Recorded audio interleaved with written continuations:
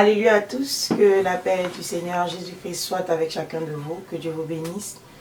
Eh bien, chrétiens célestes, aujourd'hui nous parlons d'une histoire que vous connaissez déjà, mais nous allons dans cette histoire prendre un verset pour mieux en parler aujourd'hui au peuple de Dieu. C'est l'histoire de Lazare et le riche. Nous connaissons tous cette histoire. Nous connaissons Lazare qui était le pauvre, qui avait des ulcères et qui ne désirait que les miettes qui tombaient de la table du riche. Mais cependant, ce riche, lui, non, il vivait une vie joyeuse. Hein, il avait tout à sa disposition.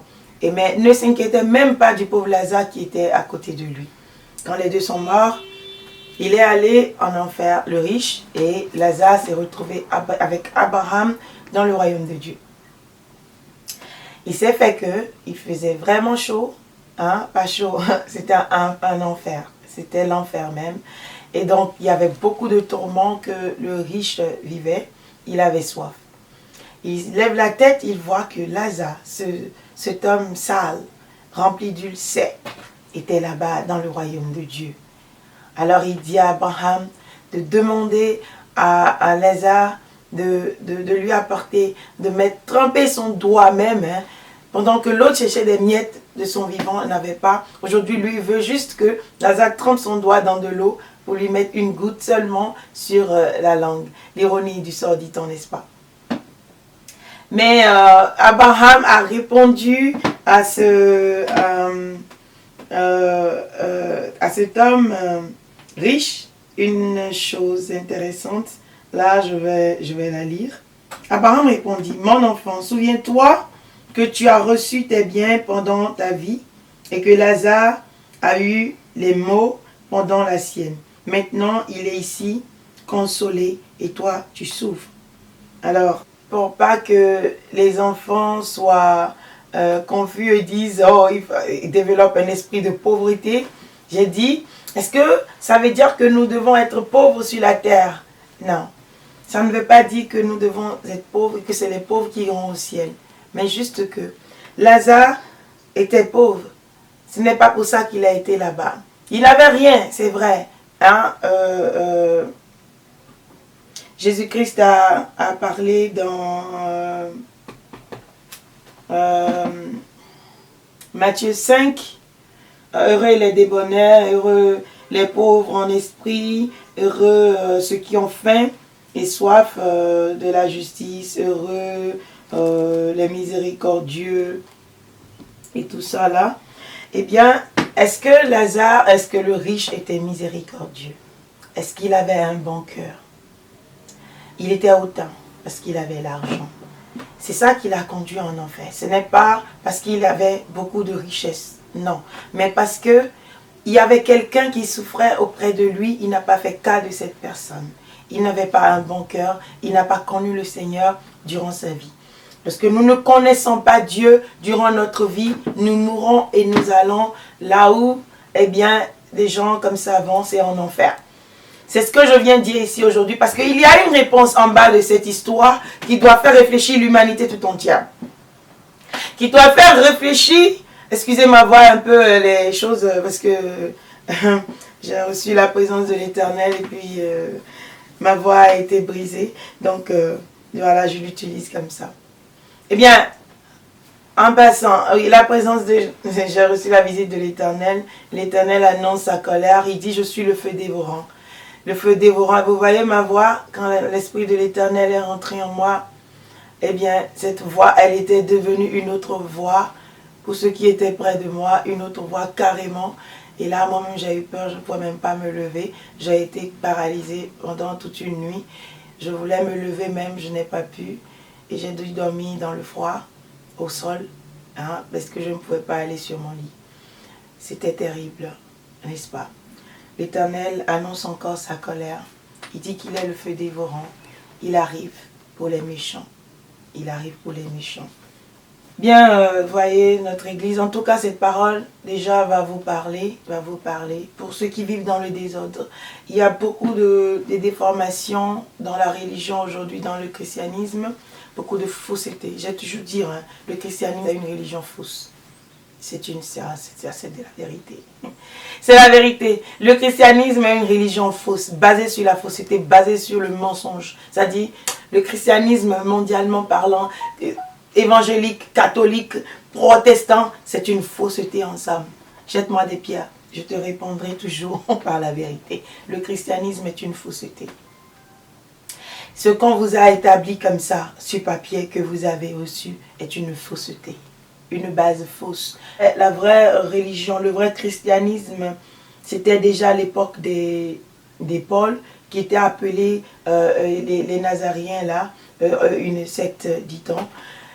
Et ça, après ça, quand ils ont reformé les choses, ils ont changé, hein, pour nous détourner, pour nous éloigner des Juifs, pour que on ne les suive pas. On a divisé tout, on a changé tout, changé le jour de sabbat, changé la Pâque, changé tout. Ils ont tout changé. Hein? Et le samedi était le jour de sabbat et c'est devenu dimanche pour eux et pour des raisons inutiles, bizarres, des raisons insensées. Je suis tombée sur une raison la dernière fois, vraiment insensée. C'est pourquoi on célèbre le sabbat, on respecte le sabbat le dimanche. On va en revenir, j'ai prévu faire une émission dessus. Ça ne sera pas aujourd'hui parce que je vais vous expliquer l'écriture, ce que moi j'ai découvert de ce que eux ils ont dit.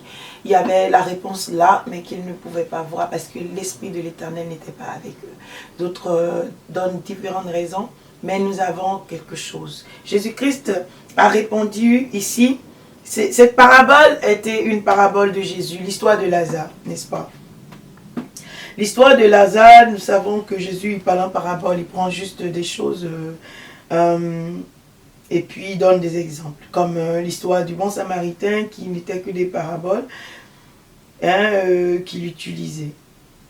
Jésus a dit ici que Abraham a répondu au riche, lorsque le riche a demandé que Lazare aille prêcher à ses frères qui étaient encore en vie. Abraham lui a dit non, parce que ce n'était pas possible. Et le riche dit, je te prie donc, Père Abraham, d'envoyer Lazare dans la maison de mon père, car j'ai 5 frères. C'est pour qu'il leur atteste ces choses, afin qu'ils ne viennent pas aussi dans ce lieu de tourment. Qu'est-ce qu'Abraham a répondu à ce riche? Abraham répondit, ils ont Moïse et les prophètes qui les écoutent. Ils ont Moïse et les prophètes qui les écoutent. Waouh! Et pourquoi nous les chrétiens encore aujourd'hui nous cherchons? Pourquoi nous déformons la loi? Jésus-Christ, dans une parabole encore, n'a pas dit que Abraham a dit que Jésus-Christ était là et qu'il est venu abolir. Non. Il a dit, Abraham a répondu, c'est lui qui a formé cette histoire. C'était une histoire formée par Jésus, pour montrer. C'est juste une histoire qu'il a formée. Il était trop sage, non? Il donnait des paraboles. Il était trop sage et donc il a donné cette parabole pour enseigner. Et on en tire des choses. Mais il y a des choses qui sont toujours cachées sous nos yeux. Quand on parle de l'histoire de Lazare, j'entends pas cela. Ici on dit,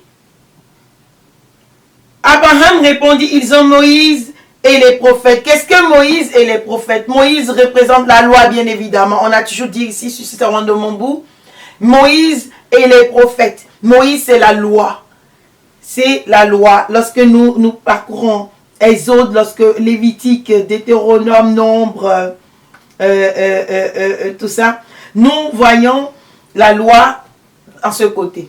Et on vous dit que Jésus-Christ a déjà aboli la loi. Malheur à vous, hein, qui parlait ainsi. Parce que Jésus même dans cette parabole dit que pour aller au ciel, pour ne pas aller en enfer, nous avons Moïse et les prophètes. Qui sont les prophètes? Il n'a même pas dit lui d'abord.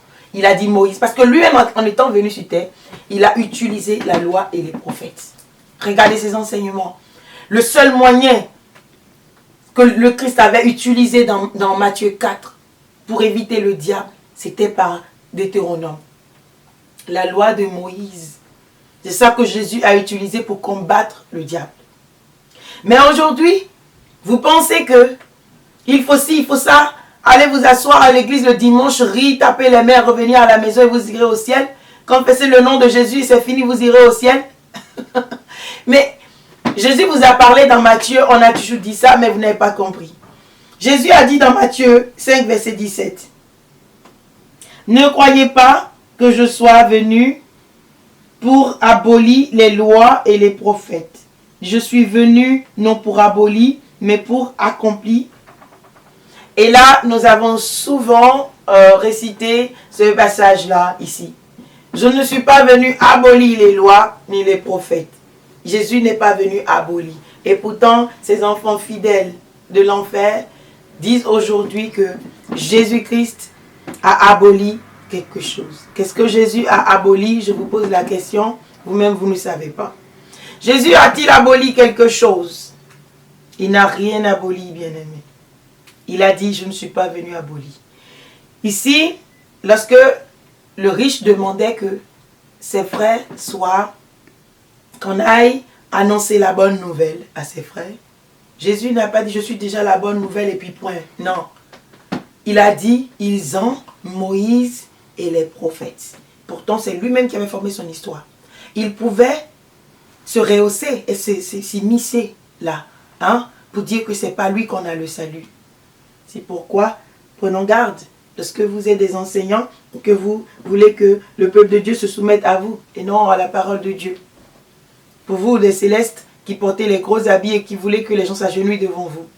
Jésus lui-même ne s'est pas cité là. Il a dit Moïse et les prophètes. Enseignez la loi aux serviteurs de Dieu. Enseignez la loi à l'église de Dieu. Enseignez la loi. Les prophètes, c'est quoi? Les prophètes, ce sont tous les prophètes, tout ce qu'ils ont dit dans les livres prophétiques. Vous savez que même la Bible est divisée pour les Juifs, non? Oui. Ils ont divisé, non? Les prophètes sont à part, la loi est à part, la Torah. Mais vous prenez, on vous a donné tout ensemble une Bible jusqu'au Nouveau Testament. Jésus a dit ici, la loi c'est Moïse, on dit, ils ont Moïse. Ils ont des Odes jusqu'à Deutéronome. Ils ont tout ça. Ils ont les prophètes, Élie, ils ont Ésaïe, ils ont Ézéchiel, ils ont Michée, ils ont Malachie, ils ont plein, Jérémie. Tout ça, c'est ce qu'on appelle les prophètes. Et ces prophètes-là, il y a les grands prophètes et les petits prophètes. N'empêche, ce sont des prophètes. Et chaque histoire des prophètes avait quelque chose, a toujours quelque chose pour nous enseigner, nous édifier aujourd'hui. Ils ont Moïse et les prophètes. Moïse, c'est la loi. Les prophètes, ce sont les livres prophétiques que nous avons. Et alors, nous prenons ces livres prophétiques, on nous parle. Ézéchiel nous parle, il les ordre, n'est-ce pas? Et quand on lit, ça nous aide à grandir. Si un homme s'attache à la loi et aux prophéties de l'Éternel par ses prophètes, les paroles de l'Éternel annoncées par les prophètes, cet homme ira au ciel. Alors pose-moi la question aujourd'hui, comment irai-je au ciel? Je te dirai, pour aller au ciel, va lire les lois de Dieu, apprends-les par cœur et respecte-les. Et les prophètes aussi, écoute les prophéties, lis les prophéties et respecte les paroles de Dieu prophétisées par les prophètes. Tu as le royaume de Dieu. Tu crois en Jésus-Christ aussi, qui est venu. Il est le pardon. Parce que tout ça là n'avait pas apporté à la perfection. Mais Jésus n'a jamais exclu cela.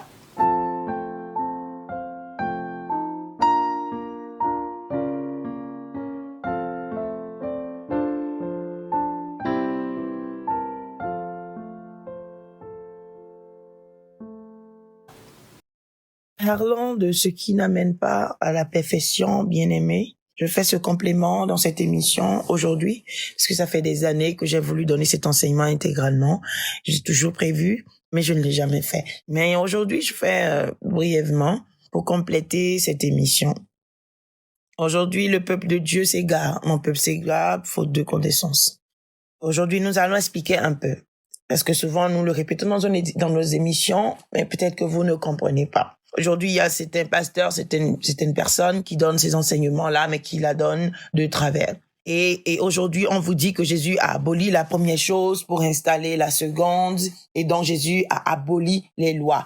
Et donc, quand moi, je parle constamment de Moïse, qui est la loi, et Jésus aussi maintenant, dans cette parabole de Lazare et du riche, qui dit que ils ont les prophètes, ils ont Moïse et les prophètes. On va dire, mais pourquoi est-ce qu'elle veut nous ramener à la loi? Jésus a aboli la loi et tout ça. Est-ce que Jésus a aboli la loi? Paul explique quelque chose dans Romains. Et ceux qui ont choisi le Nouveau Testament seuls, ils ont compris à leur manière. Le moment est venu que nous enlevons le voile sur les choses, que le Seigneur nous inspire. Hébreux 10, on va dedans. On ne pourra pas tout faire parce que l'émission sera trop longue et je ne voudrais pas. Là, on était seulement à une 40 minutes. Je sais pas, avec ce complément, on ira à 1 heure. On est habitué à de longues vidéos. Bien aimé, on lit Hébreux 10. En effet, la loi qui possède une ombre des biens à venir et non l'exacte représentation des choses ne peut jamais par les mêmes sacrifices qu'on offre perpétuellement chaque année amener les assistants à la perfection. En vérité, n'est-ce pas? Alors, autrement, n'aurait-on pas cessé de les offrir parce que ceux qui rendent ce culte, étant une fois purifiés, n'auraient plus eu aucune conscience de leurs péchés. Mais le souvenir des péchés est renouvelé chaque année par ces sacrifices. Car il est impossible, verset 4, que le sang des taureaux et des boucs ôte les péchés. Il est impossible. Il est impossible. On a quitté la loi, on rentre dans les ordonnances de la loi. Et Paul maintenant met l'accent à partir de là, sur les ordonnances de la loi. La loi a existé. Elle a aussi les ordonnances. Quand on a dit à Moïse, quand on lui a donné que nous fassions des sacrifices, c'est une loi que l'Éternel a donnée. Des sacrifices et chaque année, elle doit être répétée. Il y a ce que nous appelons les œuvres de la loi. Alors ces sacrifices devaient être répétés chaque année afin que nous soyons purifiés, afin que nous soyons sanctifiés. Parce que sans ça, nous ne pouvons pas être sanctifiés, nous ne pouvons pas être purifiés, lavés de nos péchés. Mais Paul dit ici que cela ne suffisait pas. Il était impossible que le sang des taureaux et des boucs ôte les péchés. C'est pourquoi chaque année, il doit être fait.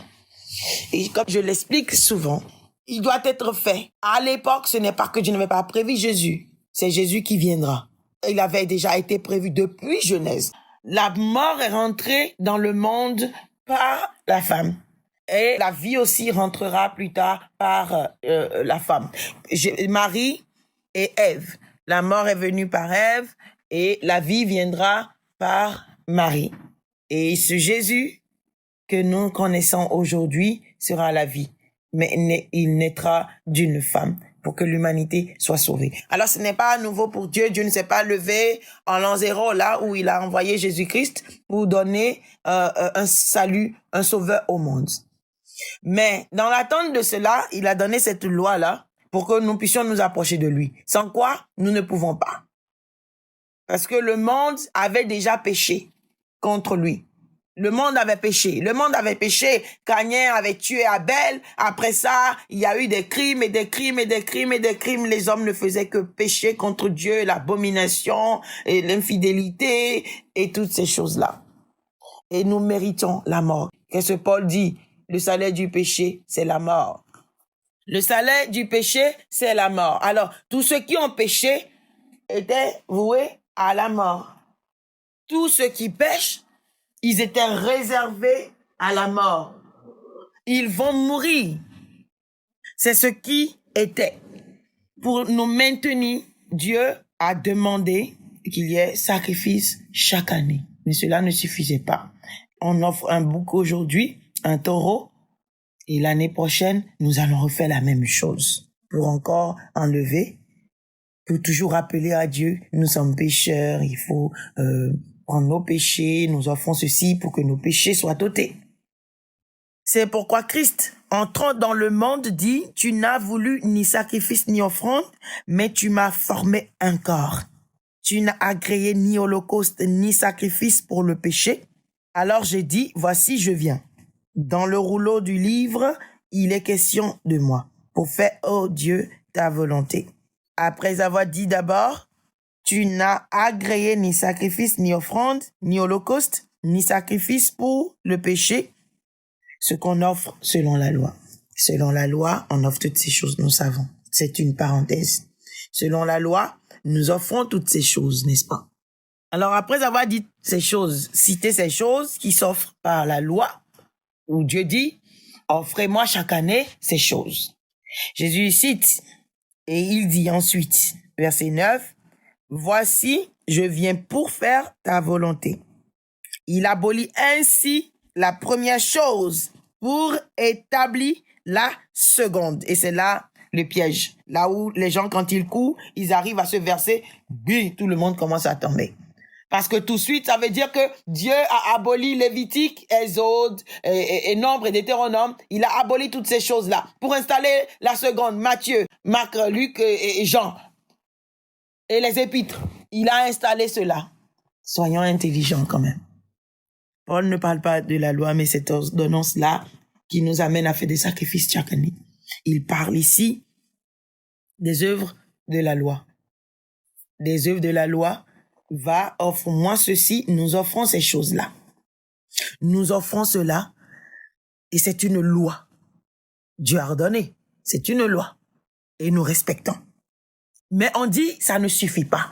Mais Jésus n'est pas venu changer, parce que Dieu avait prévu que le moment viendra, et la vie nous sera donnée. Elle ne nous sera pas donnée par les boucs, elle ne nous sera pas donnée par les sacrifices, mais par une vie. La vie rentrera quand Marie est tombée enceinte, lorsqu'elle a eu Jésus, lorsqu'on lui a annoncé d'abord la naissance de Jésus, qu'elle concevra, l'ange lui a bien dit, il sera le Fils de Dieu. C'est celui-là qui sauvera l'humanité. Ça a été bien dit à Joseph. Mais plus tard, lorsqu'on amène, Marie va le 8e jour pour la circoncision de son fils, on lui a bien dit, une épée va te transpercer le cœur. Elle savait déjà. Elle a été un instrument qui a fait venir le Messie. Et ce Messie n'est pas né pour demeurer longtemps, une longue vie que nous demandons. Mais il est venu pour être offert au monde. C'est un cadeau, c'est un bouc qui sera sacrifié. Le seul qui sera agréé par l'Éternel. Le seul que Elohim pourra agréer. C'est pourquoi il était saint. Il n'y avait point de péché en lui. Un agneau pur, immolé, sans tache. Jusqu'à Apocalypse, on nous dit qu'il était un agneau sans tache. C'était lui seul qui était digne, pour pouvoir effacer tous nos péchés une fois pour toujours, pour que nous puissions appartenir à Dieu et que nous n'ayons plus besoin de répéter cette loi perpétuelle-là. En offrant des taureaux, en offrant des sacrifices, qu'est-ce qui a été supprimé? La loi ou cette ordonnance-là? La loi ou cette œuvre-là que nous pratiquons chaque année? Qu'est-ce qui a été effacé? Qu'est-ce qui a été effacé? Qu'est-ce qui a été aboli? On a bien dit ici, après avoir dit d'abord, tu n'as voulu et tu n'as agréé ni sacrifice, ni offrande, verset 8, Hébreux 10, ni holocauste, ni sacrifice pour le péché, ce qu'on offre selon la loi. Ce qu'on offre selon la loi, c'est selon la loi qu'on offre cela. Juste la loi rentre dedans parce qu'elle est donnée selon la loi, mais ce n'est pas la loi qu'on est en train d'abolir. Paul te dira dans Romains, anéantissons-nous la loi pour la foi? Non, au contraire, nous confirmons la loi. Il confirme la loi. Il n'y a pas de loi sans foi. Il n'y a pas de foi sans loi. Si Abraham a obéi, c'est parce qu'il avait la foi en Dieu. C'est parce qu'il avait la foi en Dieu. Et Abraham a eu la foi. On a reconnu la foi d'Abraham parce qu'il a obéi. il a entendu une voix qui lui a dit qu'il était Dieu, qui lui a dit, sors de ta maison. Si Abraham n'avait pas foi en cette voix, il n'aurait pas obéi. Et si Abraham n'avait pas obéi, on ne parlerait jamais d'une foi. Il n'aurait pas eu de foi. Non, il n'aurait pas eu de foi. Ça veut dire que on dira que Abraham a ignoré la voix de Dieu. Il n'a pas cru en la voix de Dieu. C'est pourquoi je dis, il n'y a pas de foi sans loi et il n'y a pas de loi sans foi. Les deux vont ensemble. Les deux marchent ensemble. Les deux sont ensemble. Celui qui a la loi doit avoir la foi. Celui qui a la foi doit avoir la loi pour être complet. Pour être complet. L'homme est né. L'homme est fait de chair, d'esprit. N'est-ce pas? Nous avons un corps, nous avons l'esprit, nous avons l'âme. Dieu est fait de loi et de foi. C'est sa constitution. Il est constitué de loi et de foi. Comme l'homme debout est une âme et un corps. Dieu, lui, il est aussi esprit. Il est loi et il est foi. Pour croire en Dieu, l'obéissance témoigne notre foi. L'obéissance témoigne notre foi. Si nous n'obéissons pas, où est la foi? Nous ne croyons pas. Alors tous ceux-là qui aujourd'hui n'obéissent pas, n'ont pas foi. Ils ne connaissent pas l'existence de ce grand être-là. Parce qu'ils bafouent, ils rejettent qui il est. Et pourtant, il est loi lui-même. Il est loi. Si nous parlons d'un corps et d'un esprit, alors Dieu a un corps et il a un esprit. Et son corps peut être la loi et son esprit la foi. Alors pour le contenir entièrement, nous contenons ces deux choses en nous. Mais si nous ne contenons pas ces deux choses, il est impossible pour nous de dire que nous avons Dieu en nous.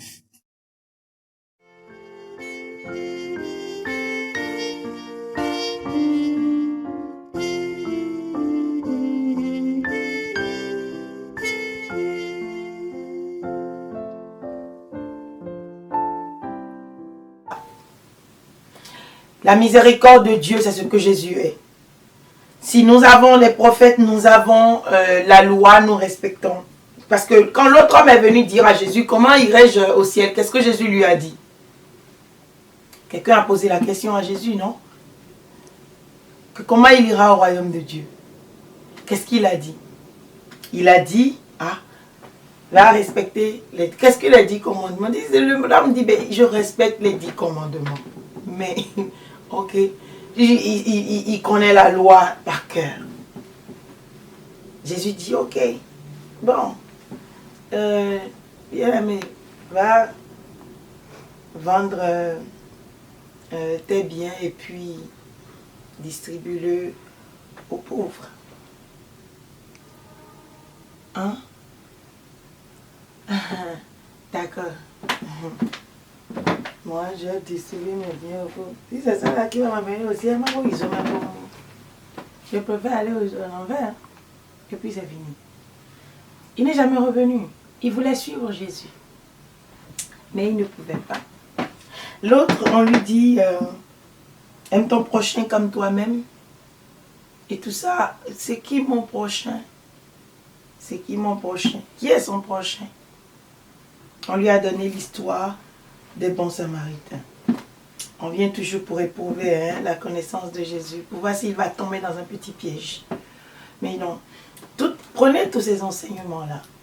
Jésus, il est là aujourd'hui. Quand il est venu, quand on a demandé, quand on lui pose des questions, il vous répond toujours par rapport à Dieu, par rapport aux anciennes choses. Il a dit, il est le chemin et la vérité. En vérité, il est. Il est pourquoi? Parce que quand il est venu, il a montré le chemin de Dieu.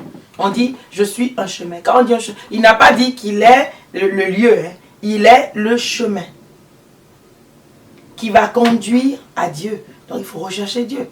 Maintenant, pour rechercher Dieu, comment pouvons-nous connaître Dieu? Jésus a passé seulement 3 ans sur terre pour accomplir un ministère. Est-ce que vous pensez qu'en 3 ans, nous pouvons tout avoir? Ce que l'Éternel est en train d'accomplir depuis des millions d'années? Non. Alors Jésus dit qu'il est le chemin. Mais il dit qu'il n'est pas venu abolir les lois, ni les prophètes. Il y avait des choses qui ont été établies avant lui. Et quand lui il est venu, il a enseigné par rapport à ces choses-là. Seulement que Dieu s'est fâché contre Israël. Dieu était fâché contre Israël. Dieu s'est fâché contre l'humanité. Parce que le monde ne le recherchait pas. Pour apaiser cette colère, il fallait sacrifier quelque chose. C'est là qu'il a donné son fils pour sacrifier. C'est pourquoi si nous croyons en lui, nous avons la vie éternelle. Parce qu'il est la miséricorde de Dieu. Lorsque nous nous accrochons à lui et que nous invoquons son nom, nous pouvons avoir. Parce qu'au nom de lui, Jésus et Dieu fera miséricorde. Au nom de lui. C'est comme tu as un fils que tu aimes beaucoup. Lorsque la copine de ce fils vient, tu prends soin de lui. Hein. Mais l'autre fils désordonné qui ne respecte pas, lorsque la copine de ce fils-là vient, c'est « Bonjour maman. Bonjour. » Et tu pars. Mais lorsque c'est ton fils chéri, sa copine vient à la maison, on dit « Bonjour maman. Oh ma chérie, comment ça va? Bonne arrivée, tout ça là. » On prend soin de celle-là parce que c'est la copine de son fils bien-aimé. Mais l'autre désordonné, il y a ce que c'est enfant des copines désordonnées que lui aussi il aura, donc il ne va pas. Vous voyez un peu le cas de, voilà, il y a ça aussi dans la Bible, non? De Jacob et Ésaü. La maman n'aimait pas les filles de son premier fils. Il n'aimait pas les copines, les femmes là. Parce que ces femmes-là étaient même des Cananéennes. Il n'aimait pas. Mais elle n'a pas eu la chance de voir quand même les enfants de... La femme de Jacob. Hein? Mais bon, voilà, elle n'aimait pas. Parce que ces femmes n'étaient pas aussi de bonnes... d'une bonne éducation et tout ça là. Donc, voilà. Donc, on n'aime pas. Et puis, quand l'enfant qu'on aime, on le chérit, on chérit ses enfants même. Et quand cet enfant a des petits-fils, on aime encore ces petits-fils-là plus que les autres petits-fils. C'est comme ça que nos parents font, non? C'est comme ça Dieu est. C'est à cause de Jésus qu'il prend pitié de nous. Parce qu'il s'était déjà fâché. Il s'était déjà fâché parce que nous nous sommes détournés de lui. Mais si nous croyons en Jésus, c'est pourquoi il dit, tout ce que nous demanderons en son nom, il accordera. Parce que quand tu dis au nom de Jésus, le cœur de Dieu s'attendrit. Donc, il se calme. Et au nom de Jésus, il fait pitié. Il a pitié, il fait miséricorde. Et puis, il nous accorde ce que nous voulons. Et il nous sauve aussi. Il nous sauve. Parce que le pouvoir a été donné à Jésus. Il a pu ouvrir les 7 sceaux. L'intention de Dieu, ce n'était pas que le monde périsse. Et le seul qui avait compris cela, c'était Jésus. Moïse n'avait pas compris. Parce que vous voyez comment il a frappé la montagne. Les gens sont morts quand même. Moïse était énervé aussi. Même s'il intercédait parfois pour le peuple, il n'avait pas compris comme Jésus. Et Élie n'avait pas compris comme Jésus. Que ce que Dieu veut, ce n'est pas la mort du pécheur, mais sa repentance. Élie, il voulait exterminer les serviteurs de Baal et il en a fait. Donc il n'avait pas cet amour, cette patience que Jésus-Christ a. Le seul qu'il avait, à qui Dieu a donné cela, c'était Jésus-Christ. Et lui, il a racheté le monde par amour. Mais pas tout le monde, mais une partie du monde.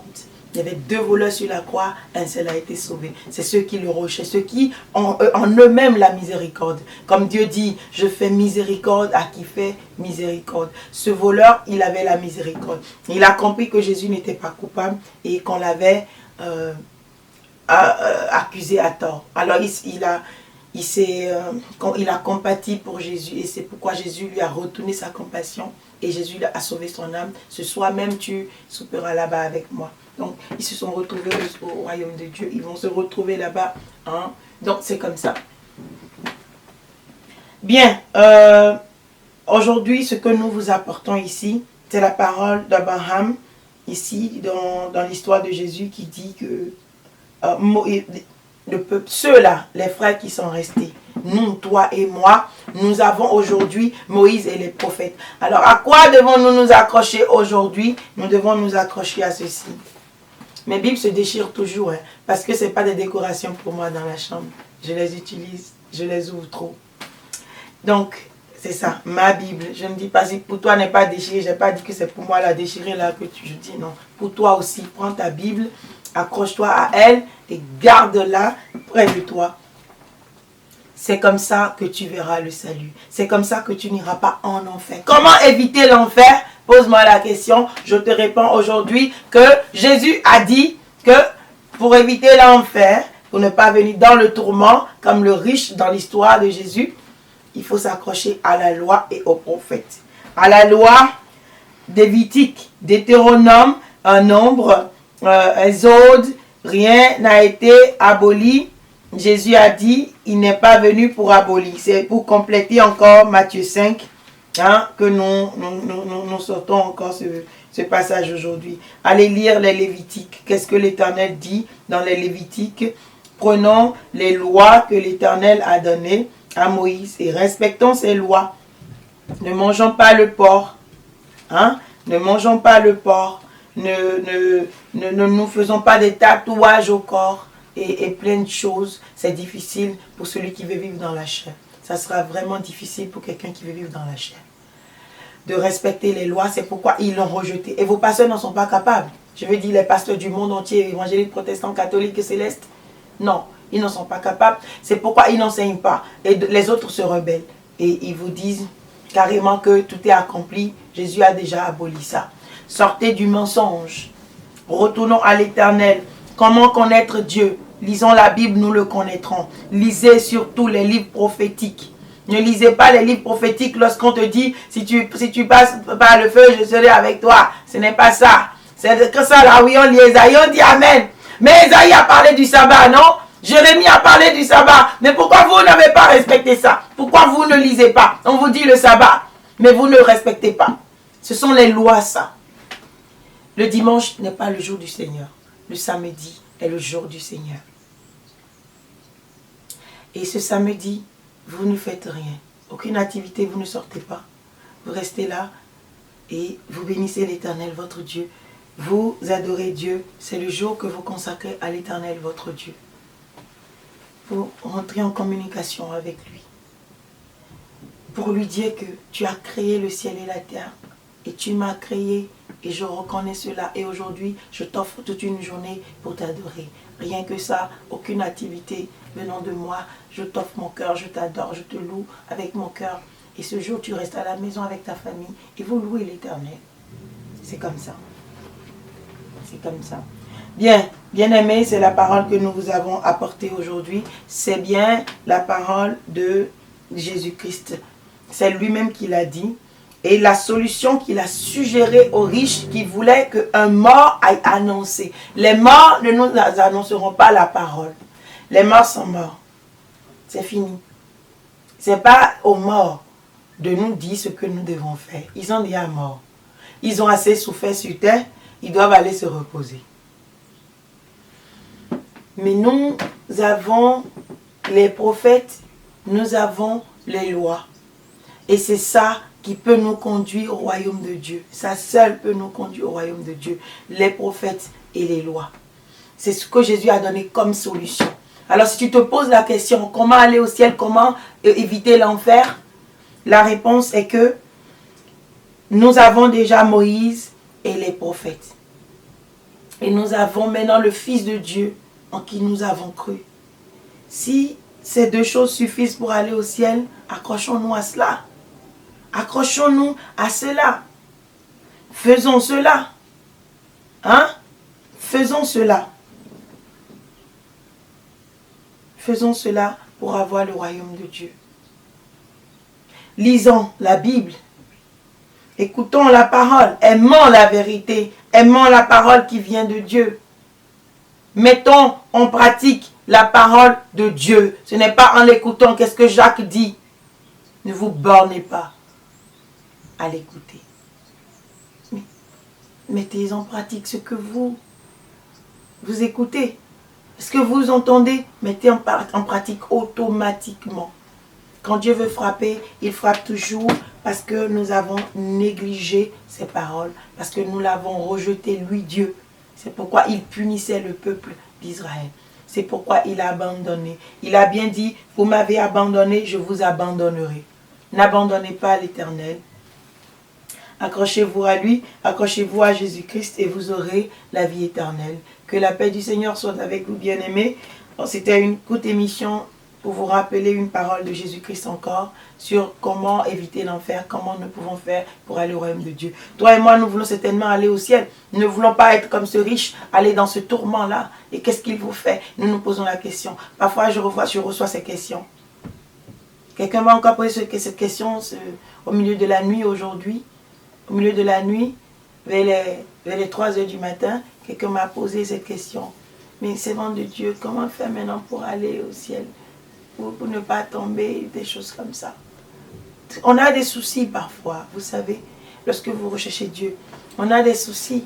Comment faire? Puisque les gens font des efforts et tombent. Je lui ai dit, c'est l'obéissance. Que lorsque nous croyons en Dieu et que nous avançons, nous commençons à faire des miracles, c'est fini, on pense que nous sommes déjà tout puissants. On commence à s'éloigner de la voie de Dieu. Il faut renouveler notre foi. Il faut renouveler notre intelligence. Il faut renouveler notre connaissance de Dieu. Il faut nous rapprocher de Dieu tous les jours et ne jamais nous éloigner pensant que nous accomplissons déjà des miracles, nous sommes grands.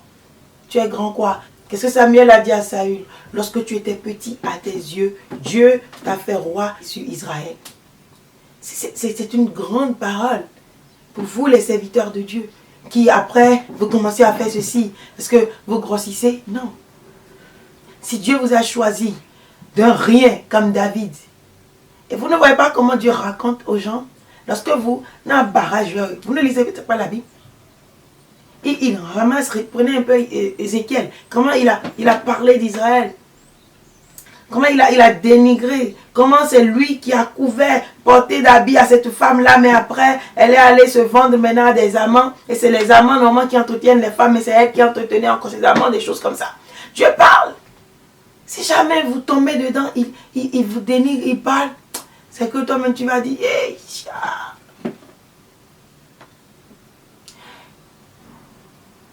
il a pris David, qui n'était qu'un berger, un petit garçon, il l'a oint pour être roi. Saül, lui, il n'était rien. Il cherchait même ses brebis perdues, les brebis de son père. On l'envoie chez Samuel, Samuel le oint. Mais après, il a fini par oublier. Il a fini par oublier. Et il a commencé à faire la grosse tête. Et Dieu, il a rappelé à Jéroboam aussi qui il était. Lorsque Jéroboam a oublié que c'est Dieu qui l'a établi roi. Il a rappelé. Dieu, il est formidable. Il vous rappelle toujours d'où vous venez. Hein? Vous qui avez reçu Dieu, qui avez reçu le ministère de Dieu ou qui vous êtes créé un ministère, n'oubliez pas d'où vous venez. Parce que si vous oubliez d'où vous venez, Dieu va toujours vous rappeler d'où vous venez. Et il vous rappelle toujours cela par les prophètes. Et après vous allez dire que nous ne respectons pas, nous faisons quoi? C'est ce que Dieu dit qu'on vient dire ici. Arrêtez de faire la grosse tête, sinon Dieu va vous humilier. Il va vous diminuer. Il va vous humilier, il va vous diminuer. Vous n'êtes rien et n'oubliez jamais. Même si vous faites des miracles, ressusciter les morts, ce n'est pas vous qui ressuscitez. C'est Dieu qui ressuscite à travers vous. Ce pouvoir vous a été donné. Ne pensez pas que vous êtes grand. Même si vous grandissez, vous grossissez, vous n'allez jamais dépasser l'Éternel. Il est Dieu. C'est pourquoi il frappe de temps en temps pour vous rappeler que c'est lui Dieu. Toi, tu ne peux pas le frapper, mais il peut te frapper. Quelqu'un que tu ne peux pas frapper, mais qui peut te frapper, crains-le. Crains-le. Ne pourrons pas frapper nos parents, non? Donc, s'ils disent quelque chose, nous devons respecter. Parce que si on ne dit pas, on ne le fait pas, ils vont nous frapper. On ne peut pas se rebeller non plus. Donc, on est obligé de le faire. Même s'ils nous insultent, on va juste renflouer la mine après avoir quitté leur face. Sinon, nous tombe pas. Pour te montrer que c'est moi ta mère. Même si j'ai 1000 ans. Même si tu as 1000 ans. Même si tu as élancé plus que moi, je peux te gifler à tout moment. Bien-aimé. Pour être fort spirituellement, pour aller au ciel et ne pas aller en enfer, il nous faut respecter les lois de Dieu. Lazare, le riche voulait que Lazare aille prêcher la parole aux vivants, à ses frères, à ses 5 frères. Mais Abraham lui a dit non. Tes frères sont vivants. Ils ont Moïse qui était mort depuis. Moïse était mort lorsque Jésus donnait cette parabole.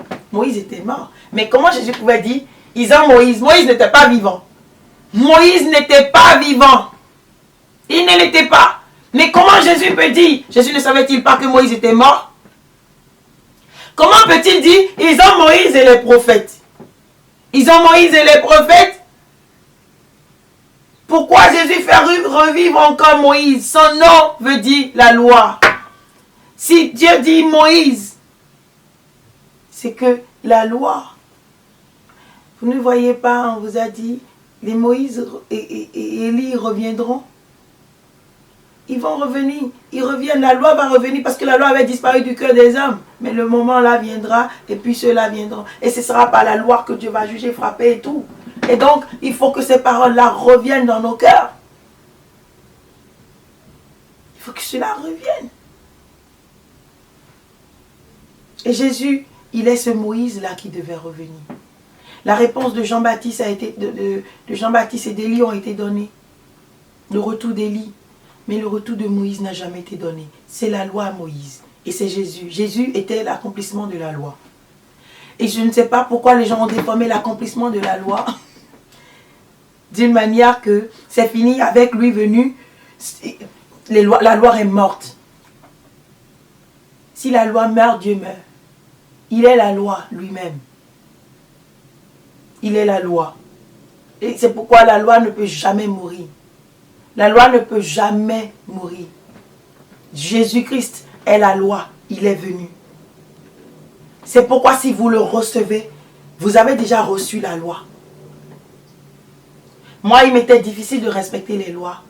Mais lorsque j'ai reçu Jésus, ça a été facile pour moi de respecter. Toutes les lois qu'on me dit, je respecte. C'est que je respecte. Parce qu'avec Jésus, c'est ce que Paul a essayé de vous dire dans Hébreu aussi. Lorsque vous recevez Jésus dans votre vie, c'est facile pour vous.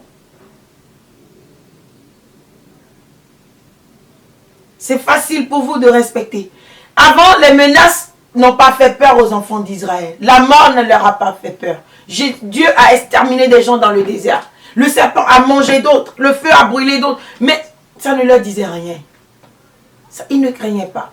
Mais nous qui nous accrochons à la miséricorde de Dieu, à Jésus-Christ qui est la loi, la miséricorde de Dieu, mais aussi la loi et la perfection même de la loi. Parce que lui a connu Dieu plus que tous ceux qui sont venus avant lui. Lorsque nous le recevons, le Saint-Esprit, c'est pourquoi il dit, il ne vous laissera pas orphelin. Vous serez adoptés. Dès que vous recevez le Saint-Esprit, vous êtes adoptés. Vous devenez enfant de Dieu. Et là, vous n'êtes plus orphelin. You have a father. Du moment où tu reçois le Saint-Esprit, tu n'es plus un sans père, mais tu as un père. Et c'est cet esprit-là, il te conduit vers les voies du Père. Il te montre la voie du Père. Et il nous aide maintenant par la crainte que nous recevons par l'Esprit. Parce qu'on dit esprit de crainte, n'est-ce pas? Dans Isaïe, lorsqu'on parlait des dons de l'Esprit, on a dit esprit de crainte. C'est un esprit de crainte. Lorsque vous avez le Saint-Esprit, vous avez la crainte de Dieu. Vous avez entendu parler du sabbat? Oh, du sabbat? Comment ça se passe?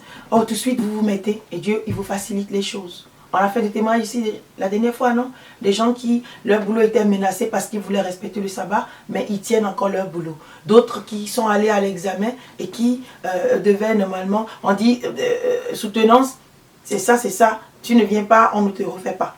Mais pour cette seule personne, on a refait la soutenance, on lui a refait la soutenance. Pourquoi? Parce que tu honores Dieu, il t'honore.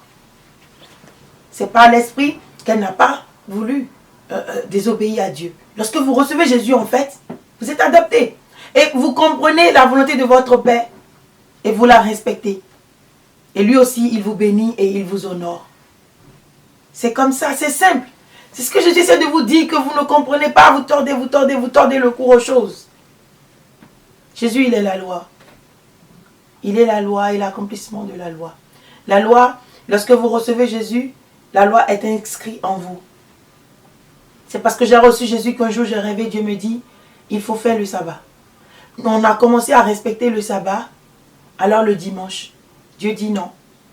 Il vient dans mon rêve et il me dit, Oshofa faisait le sabbat le vendredi. Oshofa faisait le sabbat le vendredi, soit à partir du vendredi soir. Parce que moi, je dis, je veux rester dans l'alliance d'Oshofa. Je veux rester dans l'alliance d'Oshofa. Et comme on a dit, Oshofa dit dimanche, c'est dimanche, on fait culte. J'ai voulu.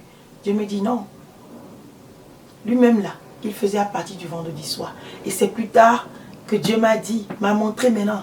Et la dernière fois, j'étais encore là. J'avais dit aux gens, nous faisons le culte du vendredi. Quand on fait le culte du vendredi, on choisit n'importe quel cantique. Mais le vendredi soir, c'est Yarasara. Tout ça là, l'Esprit vous dit. Parce que vous êtes déjà rentré dans le sabbat. Et c'est le dimanche que vous faites le Yarasara. Vendredi et samedi. C'est pour le culte. Vous commencez. Lorsque vous allez à l'église, le vendredi, on dit sanctification. Pourquoi on a dit jour de sanctification? Vous êtes posé cette question-là?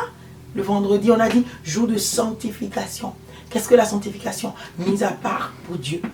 L'Esprit vous a dit les choses, peut-être il n'a pas expliqué en son temps, mais maintenant il vous l'explique. Jour de sanctification. On n'a pas dit jour de purification. On dit jour de sanctification. Ça veut dire quoi? On a dit, souviens-toi du jour de l'Éternel pour le sanctifier. Et le jour du Seigneur, c'est le vendredi soir. Et lorsque vous allez, vous ne revenez plus à la maison, vous restez jusqu'au dimanche. C'est tout. Le dimanche, vous remerciez Dieu, vous faites votre culte, et puis vous partez à la maison. Dieu n'a pas donné de règles pour le sabbat. Pour dire le sabbat, voilà quand vous faites le culte. C'est pourquoi dans l'église aussi, nous n'avons pas de règles pour faire le sabbat, pour dire voilà comment nous faisons le culte.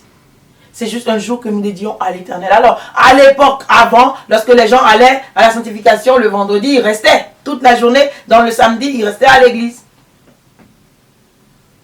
Et là, on se disait, il faut se préparer pour le culte du dimanche. Non, vous vous préparez pour Dieu, vous vous sanctifiez pour Dieu, vous sanctifiez le jour du sabbat. Dieu vous a donné, sans peut-être trop expliquer à Oshofa. Mais il a un moment pour tout expliquer, non? Ce qu'il avait donné aux Juifs avant, c'est Jésus qui est venu leur expliquer. Sinon, ils ne comprenaient pas. Et il faisait ce qu'il voulait avec. Mais quand Jésus est venu, il avait l'intelligence de Dieu. Il était avec le Père était en lui. Donc, il pouvait mieux comprendre les choses du Père que les autres Juifs. Et c'est comme ça qu'il leur expliquait les choses. Aujourd'hui, lorsque nous lisons, nous disons, c'est vrai. Hein? Et lorsque nous allons un peu dans Matthieu, nous voyons que Jésus-Christ, il a même dosé certaines choses. Dosé, et qui vous dit qu'il a aboli? La personne aggrave encore les lois et vous dit qu'il a aboli. Le seul moyen aujourd'hui de vous connecter à Dieu, c'est la loi. C'est la loi. C'est la loi. C'est les prophètes. Ils ont tout fait pour vous. Ils ont déjà tout dit pour vous. Ils vous ont montré l'amour de Dieu. Il y a plein de prophéties. Lisez les livres prophétiques et vous comprendrez. Et cela va vous aider à savoir comment marcher dans le Seigneur. Lisez les lois de Dieu, vous saurez ce qu'il faut respecter. Et surtout, comme Jésus demandait, c'est deux. La loi se résume en deux. Aime l'Éternel Dieu de tout ton cœur, de toute ton âme et de toutes tes forces. Et puis là, tu aimeras ton prochain comme toi-même. C'est la loi et les prophètes. C'est tout. Parce que lorsque vous prenez les prophètes jusqu'à la fin, on parle de quoi? On parle du mauvais cœur des hommes, ceux qui font ci, qui prennent la femme des autres, qui couchent même avec la femme de leur père, des choses comme ça. C'est la même chose que les 10 commandements, que les lois. C'est pour ça qu'il dit, c'est ça la loi et les prophètes. Donc, c'est un résumé. Mais si tu ne vas pas dans les lois et les prophètes, tu ne pourras pas bien respecter les 2 commandements-là. Parce que les 2 commandements-là, c'est un résumé. Alors tu ne peux pas, si tu ne lis pas tout le texte, tu lis le résumé, tu ne vas pas comprendre. J'avais une fille qui lisait livres de cette manière. Elle prend les livres, elle te montre qu'elle lit les livres, elle aime lire. Chaque fois que je regarde l'enfant lit livre. En tête, un peu de temps, tu la vois seulement à la dernière page du livre. Et je dis, toi là, tu lis ou tu fais semblant de lire? C'est toi-même qui es allé à la bibliothèque pour prendre le livre.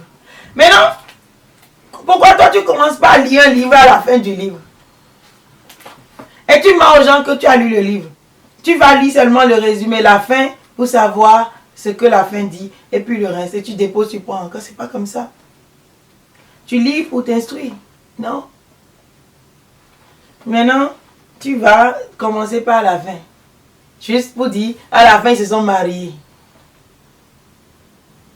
Et puis c'est fini. Ah, oh, ils se sont mariés à la fin. Donc le livre est bon, hein, c'est intéressant. Non, ils ne se sont pas mariés à la fin, donc c'est fini. C'est une histoire triste. Tu ne peux pas comprendre ce qu'ils ont traversé jusqu'à... Et pourquoi ils n'ont pas pu. Pour toi qui lis les romans de cette manière-là, on va lire la fin pour voir qu'est-ce qu'on a dit à la fin. Comment l'histoire est terminée. Tu ne sais pas tout ce qui s'est passé. L'Éternel Dieu nous a déjà dit les choses dans les prophètes, dans les livres prophétiques, dans les lois. Maintenant, Jésus résume. Maintenant, pour vraiment comprendre, quand on te dit que tu n'auras pas d'autre Dieu devant ma face, tu ne feras pas la volonté de notre Dieu. Tu ne suivras pas un autre Dieu.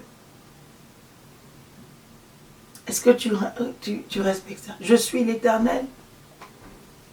Lorsqu'il te dit ces choses, c'est que tu dois le respecter. Maintenant, si tu l'adores en tant que Dieu, s'il est un Dieu, il a des règles, il a des lois. Si tu acceptes ce Dieu sans accepter ses lois, tu ne l'as pas accepté. Tu ne l'as pas accepté. Tu fais la volonté du diable qui agit sur notre chair et c'est lui. C'est la chair. C'est la chair. Le diable, il est la chair. Il est le Dieu de la chair. Mais l'Éternel dit, tu n'auras pas d'autre Dieu. Mais si tu fais la volonté de la chair en mangeant des viandes sacrifiées aux idoles, en mangeant des cochons, tu fais la volonté de Satan. Parce que Satan lui dit aux gens, c'est Dieu qui a tout créé. Ce Dieu qui a tout créé a dit, tu ne mangeras pas ça. Et nulle part il n'a été dit que tu peux manger maintenant parce que Jésus a transformé le cochon en mouton. Tout est accompli. Donc tous les cochons sont devenus des moutons. Pour vous les chrétiens, vous pouvez manger. Non. Connaissez votre Dieu. Votre Dieu, il est loi, il est amour. Jésus-Christ est venu, il est l'amour de Dieu le Père. Le côté amour de Dieu, c'est ça qu'il a mis en Jésus-Christ pour pouvoir le regarder et avoir compassion. Mais si c'est le côté amour de Dieu, il n'exclura jamais la loi. Donc il porte la loi en lui. Et lui-même est une loi. C'est pourquoi il a été circoncis le 8e jour. Vous le savez, non? C'est pourquoi il a été circoncis le 8e jour lui-même. C'est pourquoi il allait dans le temple. Et les jours de sabbat, lui-même était dans le temple. Et le jour où Jésus a annoncé qu'il était au monde, selon Luc, il a lu Luc. Il a lu Ésaïe, pardon. C'est Luc en parle. Il a lu Ésaïe 61. 61 pour dire que, oh, l'Esprit de l'Éternel est sur moi et tout ça. Ce jour où il s'est révélé aux Juifs, c'était un jour de quoi? Un jour de sabbat. S'il ne respectait pas le sabbat, pourquoi? Qu'est-ce qu'il faisait là, le jour-là? Jusqu'à parler au peuple. Il a pris le jour du sabbat pour accomplir son ministère parce que vous allez voir, beaucoup de jours étaient sabbat. Il a guéri, ils ont mangé les épis, tout ça là, c'était les jours de sabbat. Il était always là-bas, le jour du sabbat. Et en partant, il n'a jamais dit, ne respectez pas le sabbat. Les apôtres respectaient les sabbats. Paul était dans les synagogues les sabbats, comme son maître Jésus. Que Dieu vous bénisse et que l'intelligence de Jésus, divine de Dieu, vous soit donnée pour comprendre ces paroles. Le seul moyen pour que nous allions là-bas, c'est de nous accrocher aux lois et aux prophètes et recevoir Jésus dans nos cœurs. Recevoir Jésus dans nos cœurs. Si vous m'aimez, gardez mes commandements. Un bon entendeur. Alléluia.